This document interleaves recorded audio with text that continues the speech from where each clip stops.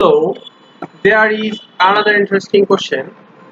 Outside a home, there are 8 keypads of letters A, B, C, D, E, F, G, H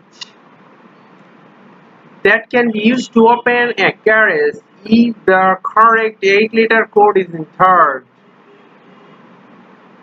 If the how many keys are used in all possible codes. The number of codes is the possible number of code is 88.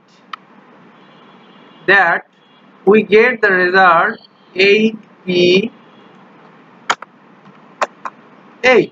Okay, the possible code is here.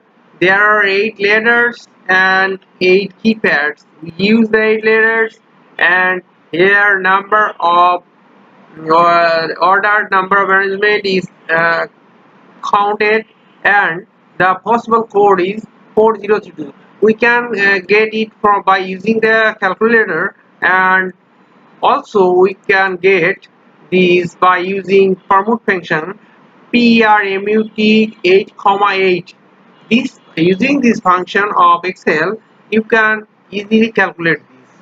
So there are two options. You can easily calculate 8 keypads, and you will get the solutions. Thanks for watching this video, and if you like our videos, please subscribe and like our channel.